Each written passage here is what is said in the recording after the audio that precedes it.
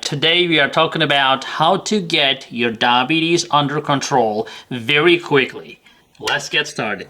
So guys, before we jump to the topic, I want to encourage you to take the quiz in the description below to win a chapter from my diabetes book. Let's move on. So guys, number one, that's not a rocket science or nothing new, but I'll give you a few tricks about it. But the number one is low carb, right?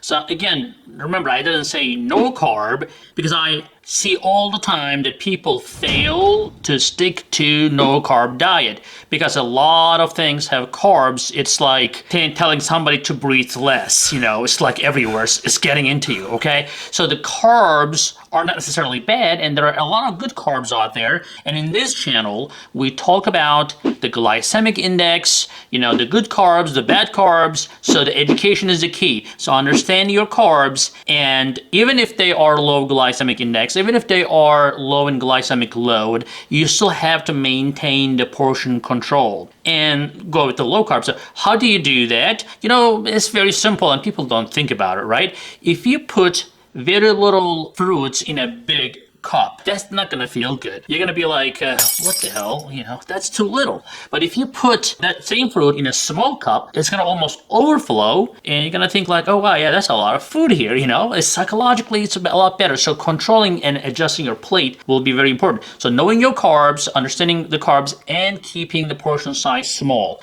will be great. Even for dinner, right? So when you can have a plate like this, or you can have a plate like this, right? And you will still fill your plate, and you can determine how much carb you're going to put on there. You can put healthy carbs in 1/4 of that plate, right? So that you're eating low carb. Now, you may be saying that, oh, I eat no carbs already. Well, good for you. But a lot of people, unfortunately, if you then don't watch this video right now, but if you're having trouble controlling yourself, you can't stop eating carbs too much, that's the way to go.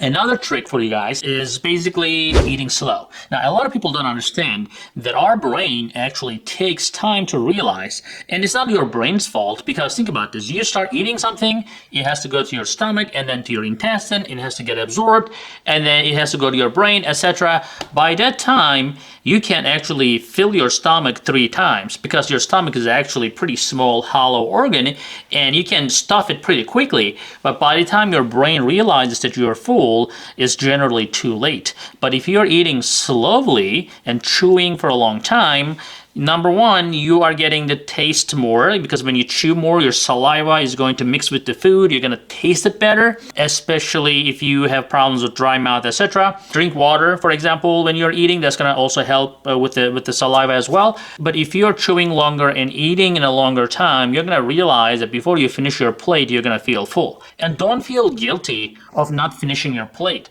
Our families used to say that, oh, finish your plate. And I remember my father, he's still alive, by the way, he still does the same thing. He will eat rice and he will take the last tiny bit of rice from the plate and eat it. I'm like, Dad, why are you doing that? He's like, I don't want to waste food.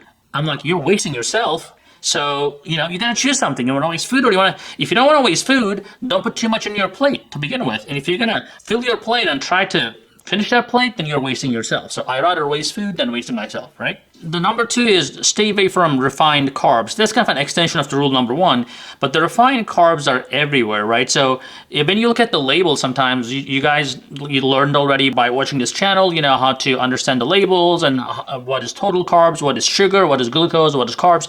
Total carbs is important, but you have to look at the fiber content on that label as well. So if there's no fiber, it's totally just carbs and mostly even sugars, then that's gonna mess with your blood sugars pretty quickly, pretty easily. So avoid all these candy bars, all the foods that are not natural, not given by God, made by human.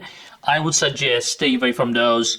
That's going to be your best bet. Then number 3, you have to incorporate exercise. Now, how do you do that? It's easier said than done. Everybody's busy, people have problems, family problems, financial problems, stress in their life, and exercise is the last thing to think about. But I always tell my patients, and myself too, and I do what I preach. I have to. But you gotta do the exercise first. If you get the exercise done first, then the rest can be done. But if you don't do exercise first, exercise will be too difficult by the time everything else is done. So you have to prioritize that exercise routine 30 minutes. And how do you exercise really? People say, oh, I take my dogs out, so I wait for them to poop. Well, that's not really exercise. So you have to keep going and you have to keep your heart rate up. So if you want to know what your heart rate should be, you can look at this calculation here that is basically showing you the maximum heart rate. Again, you don't want to go to your maximum heart rate calculation, so you can go to your 70%. If you're a starter, maybe 60% of your maximum heart rate. And then you can try to go all the way, if your fitness is better, up to 80-85% of your maximum heart rate. Again, you don't want to try to go to your maximum heart rate. You don't want to try to see if you're going to have a heart attack or not. But getting that heart rate up is very important, and keeping it up for 30 minutes is extremely important. Now, number 4 is eat more fiber. So eating fiber helps you in many ways because it basically slows down the absorption. So there is a difference between the blood sugar spiking like this or like this, right? So this is not really a spike. When you're eating fiber, your blood sugar is rising slowly and allowing your body to be able to process that. But when you don't eat fiber, all the carbs are rushing to your blood, and even if you have some insulin left and you're able to make insulin, you're not going to be able to keep up with that gush of sugar coming in.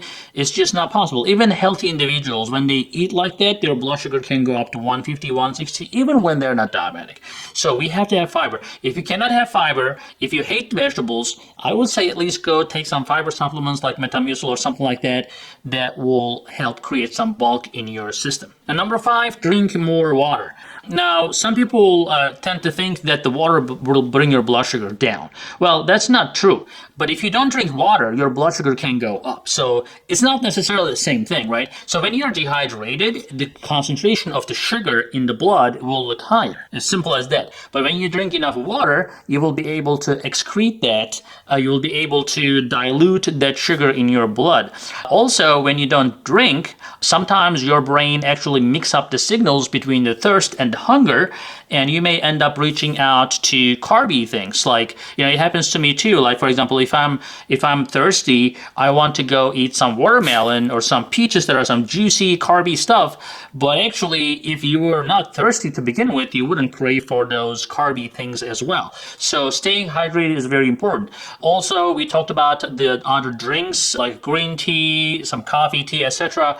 Those things actually can help burn fat and can keep your appetite down and can keep yourself busy. Sometimes because we are like, we are a creature of habits, we tend to just keep our mouth full. We just want to eat stuff or drink stuff, or smoke. That's one of the reasons when people stop smoking, they end up gaining weight because they want to keep busy there. So if that's the case, instead of having, high calorie beverages that you used to do, which a lot of people have problems with Coke and Pepsi or tea in South. When I say tea, we have this special tea that nobody else drinks in South, except as people in South like us. We drink it.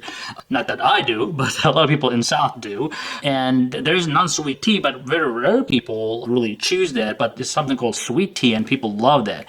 And that's the number 1 killer. When I practiced in Alabama, that was my number 1 enemy in my practice because pretty much 99% of my patients drank sweet tea, and that was not acceptable. So guys, also use vinegar. And try to stay away from, that's number 6, I think. So you need to stay away from ready-made salad dressings that are high in calorie, high in carbs. You really need to stick to your homemade dressings. My favorite dressing is olive oil, lemon, some spices there you can mix. And that is the most common Mediterranean or Italian or Greek, whatever you call it, dressing is your best friend, and it's going to keep you full, especially on top of on salad. Plus, vinegar has, especially apple cider vinegar, has a lot of medicinal features, can help your blood sugars, etc. So use that to your advantage. And number 7, you have to manage stress. So when you are stressing out about everything, your cortisol levels, your stress hormones will be high. And guess what? Those hormones don't like the insulin. They will be creating a barrier for insulin to function, and as a result, you will not be able to control your diabetes. Now, how do you manage stress? Well, there's many ways to do it. I'm not going to try to be a psychologist here, but if you do need a psychologist, it's not a bad idea to talk to a psychologist. You can get support from family and friends as well.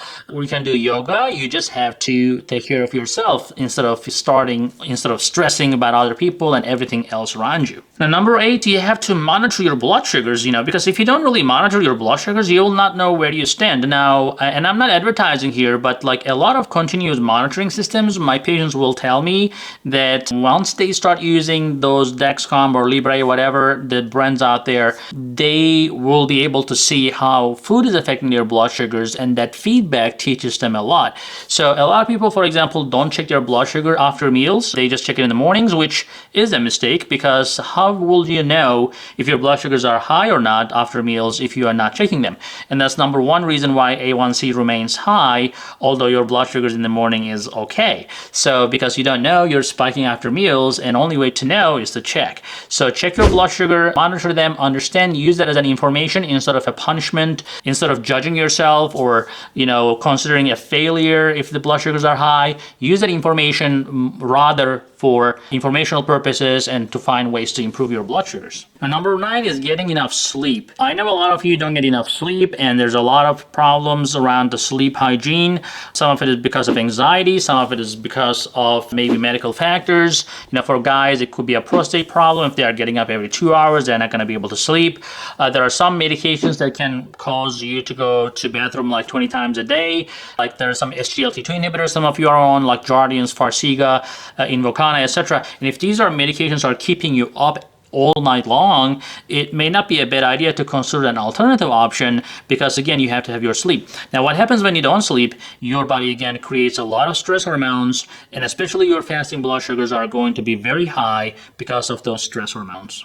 Now, lastly, eat foods high in chromium and magnesium. Now, these things are again found in the healthy food that we keep talking about, right? So partially whole grains, not too much, because whole grains can also mess with your blood sugar, but especially nuts, seeds, avocados, olive oil, green leafy vegetables. These are going to provide the chromium and magnesium that you need, because chromium and magnesium, they have important role in your glucose metabolism and diabetes management. So you have to make sure that you are getting these naturally in your diet in order to get your diabetes under control. So guys, if you can do all of these at the same time, very disciplined fashion, I promise you your blood sugars will get better. I'm not going to promise you that your blood sugar will normalize, because all of you are different. You all have different backgrounds and different amount of capacity to make insulin, your body weight, etc. But all of you will get some results. Most of you will get very good results by using these techniques in your daily life. So I hope that helps. If it does, please give a like, give a thumbs up, and share this video. And if you're not subscribed, please do so. So guys, before you go, please remember to take the quiz. Taking quizzes will allow you to understand and absorb that information that you're getting from this video today. Plus, you will have the chance to win a chapter from the Ultimate Diabetes book. Hey guys, I hope you're enjoying this channel so far, and I hope you subscribed already. If you didn't, do it. And if you did, watch this video right there. I think that will help you too.